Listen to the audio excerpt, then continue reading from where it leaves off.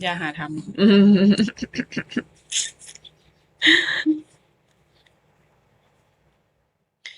ไปกลับบ้านไปหากินข้าวกินน้ำคุณโอ้ครั้งแล้วกินข้าวละลายเด้อสบายดีเด้อทุกคน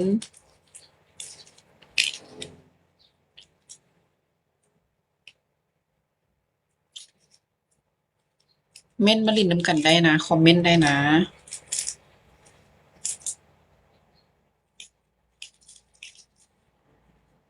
เม่นมาลงกับข่อยแน่เปิดห้องไลน์ทางวันบอก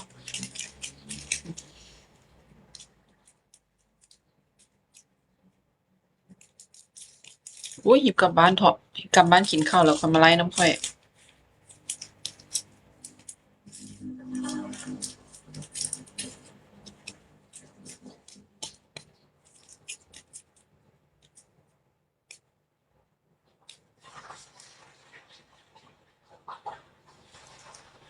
สบายดีเด้อทุกคน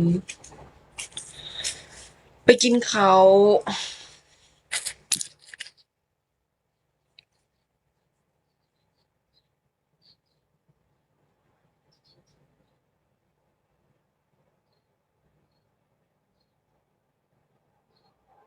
หรือข่อยควรลงไปอยู่รุมวะ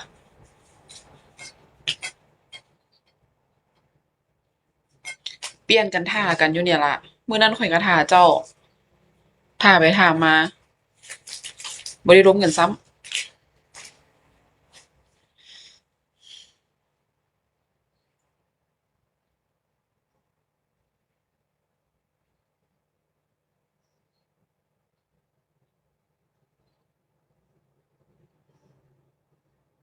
สบายดีเด้อทุกคน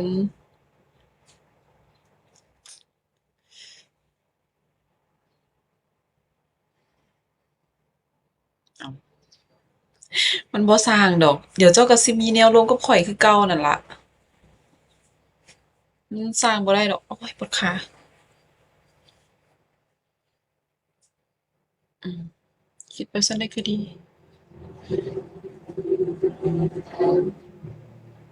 ปล่อยวางไอ้ปล่อยวาง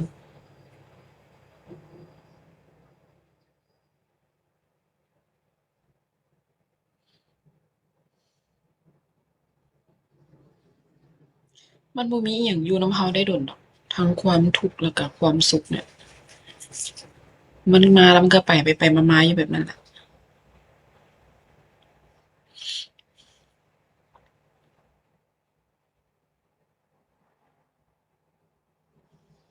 สำบายดีเด้อทุกคน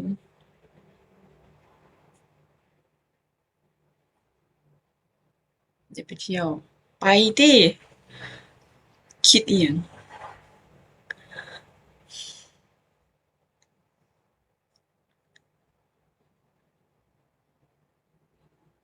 โตคนเดียวแหมเป็นโสดอีกยังไปไสก็ไปเลยคิดอิหยังไปคนเดียวไปเล่นคนเดียวบ่ได้ซั้นบ่สำบายดีเด้อทุกคน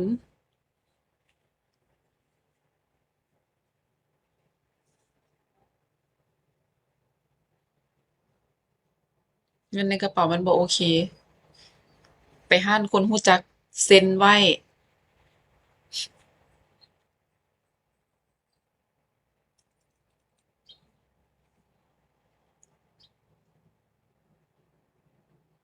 สำบายดีเด้อ ไอ้หยังเกาะอยู่ไทยเขาเจ้าเอิ้นหยังเกาะที่แบบธคสวะธคสแม่นหยังที่แบบหม้องเขาเจ้ายืมเงินหั้นนะ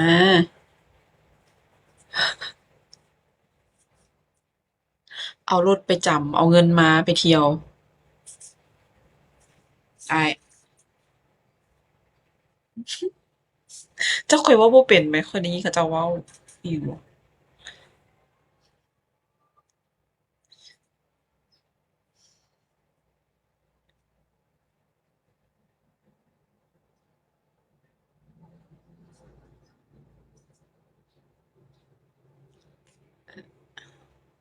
สบายดีเด้อทุกคน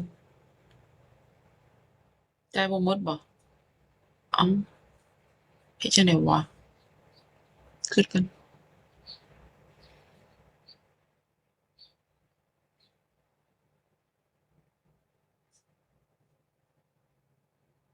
ยืม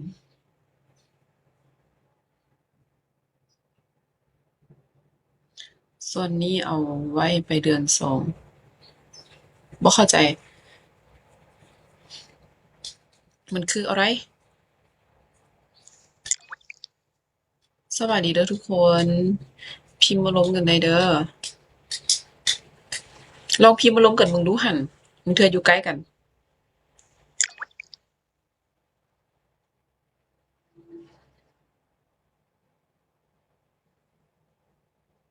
จะไปเที่ยวเดือนสอง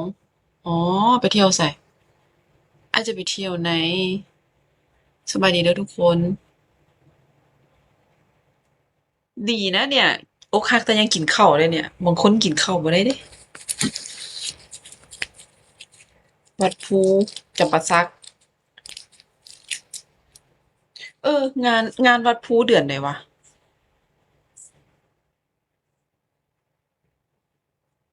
ข้อยก็อยากไป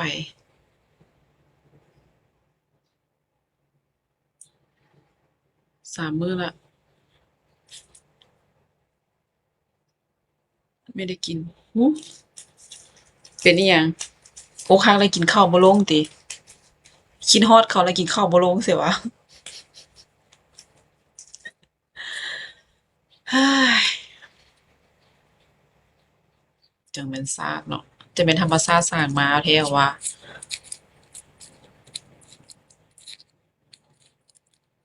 อู้คันแม่นข้อยบ่อดนะย้านจ่อย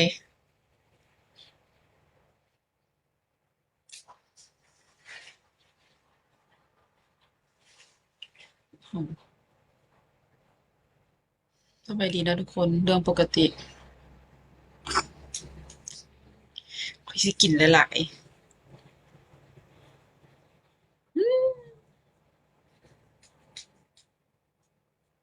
สวัสดีเด้อทุกคน move on ยาก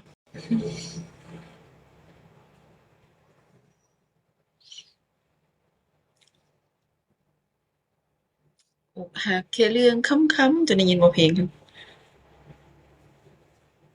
บ่ได้คนนี้ก็ผู้ใหม่บางเทื่ออ้ายมีโอกาสได้เจอผู้ใหม่นี่อ้ายอาจจะมีความสุขหลายกว่านี้ก็ได้สาเหตุที่บ่อยากล้มไผก็คือถือแต่คนคิดว่าบ่หรือว่าแนวใดถ้าอ้ายจะล้มนะอ้ายต้องซอกล้มผู้ใหญ่อ้ายบ่ต้องล้มเด็กน้อยเด็กน้อยส่วนหลายมันงี่เง่าอ้ายรู้บ่ซอกล้มคนที่แบบว่าแบบใหญ่แล้วก็คนที่จะหยุดคนที่แบบว่าเมื่อยลิ้นเมื่อยกินอะไรหยังประมาณเนี้ยนะเอาคนที่บ่เล่นบ่กินหั้นน่ะเว้าแบบง่ายๆ